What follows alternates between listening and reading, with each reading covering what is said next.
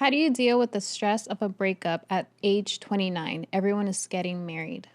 Well, the one thing about breakups, because I've had a few in my life, is that they're never fun.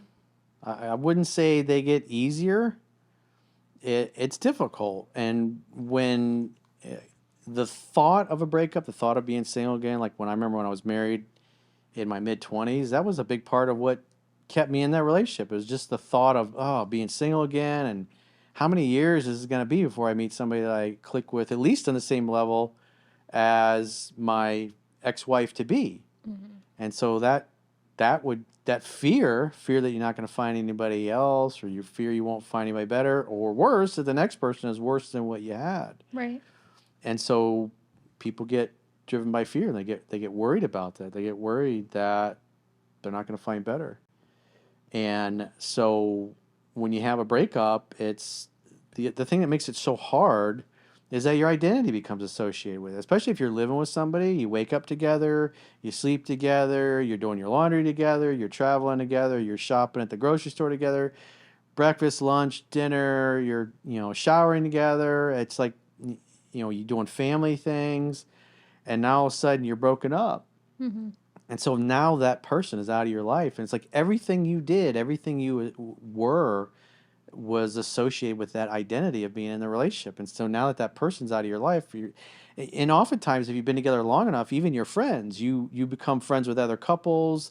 Maybe you hang out with couples that are her friends or your friends, and then so your social group and your peer group, Hmm. everybody knows you two as a couple. Now all of a sudden you're not together anymore, and they're like, Right. they're going out with her sometimes. Sometimes they're going out with you, and it kind of puts everybody in the middle. Hmm. And so then you're just in your apartment or your house all alone, and you're like, they packed their stuff up or whatever, and you look around and you kind of see ghosts of them. I'm like, well, I remember when we had sex there, or I remember what it was like Yeah. all of her shit was in my closet or in my Yeah. bathroom, and things we used to do, the restaurants you used to go at, and so you go there by yourself and you remember the better times, and so it's hard. It's hard to get over that, and it's like, but it is better to be alone in bad company, because if somebody's not adding value to your life, if especially for a guy, if a woman's not bringing peace in your life, if she's bringing drama and chaos, then she's not really making your life better.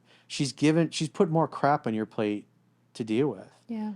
And that all goes back to how good did the father do raising his daughter?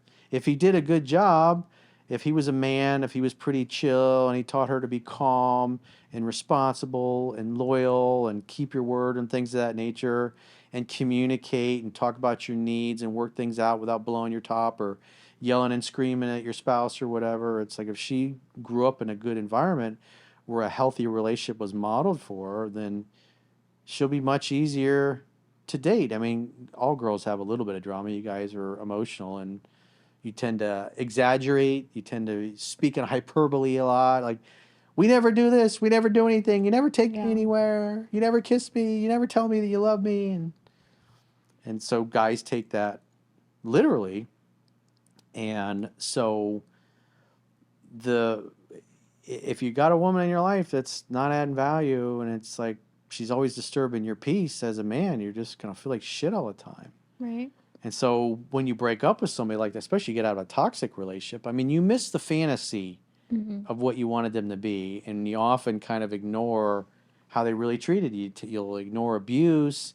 You'll ignore the fact that they didn't do what they said they were gonna do, or if you were dating somebody that was disloyal or dishonest, it's you see those things, but because you love them and you care about them, your emotions override your logic, and then you make excuses, Hmm. because we make our decisions based on our emotions, Right. and then we use logic and reason to justify that. And so it's hard because it feels like a death, and that's why it's important to get back to getting in the gym, because you're going to be pushing weights around, you're going to feel better, you're going to get oxygen into your body and into your cells. You do cardio, same thing.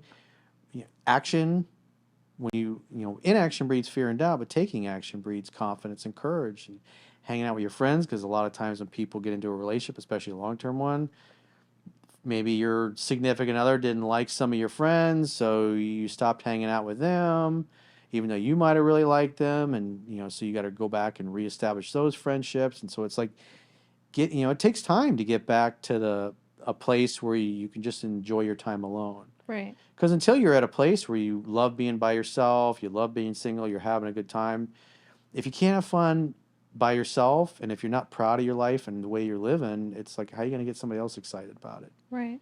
So it's better to get to a happy place first, and then once you're at a happy place, start dating again. Yeah. But it just takes time.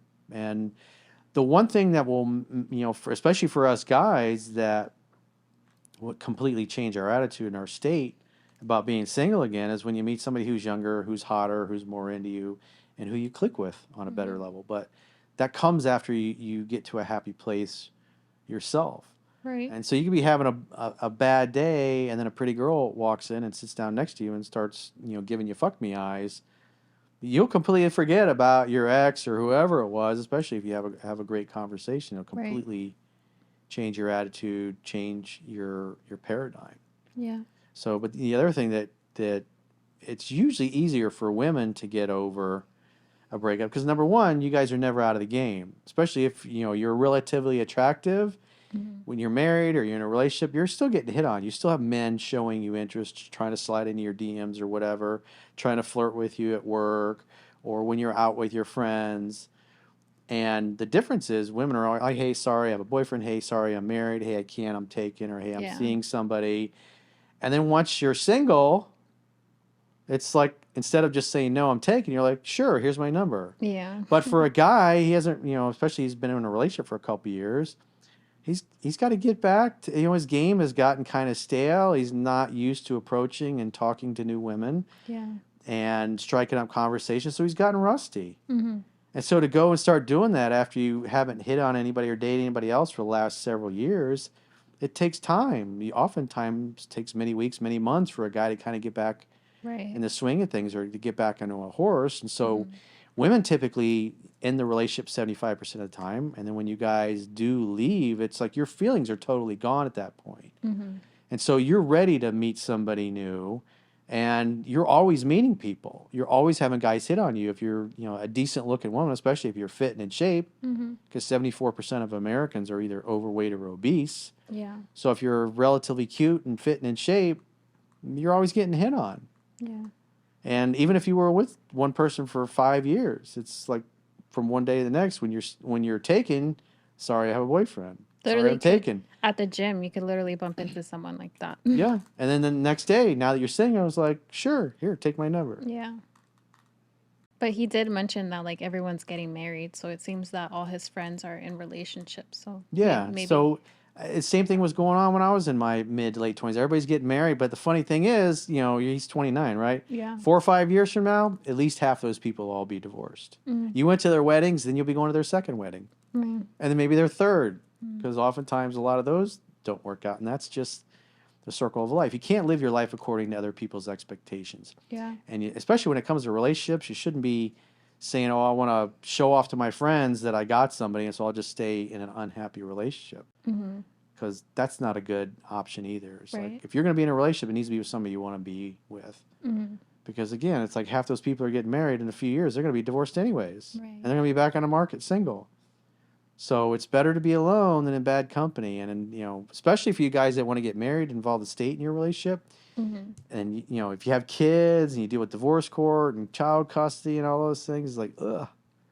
Ugh. Just going through one of those is like, it'll cure you. Yeah.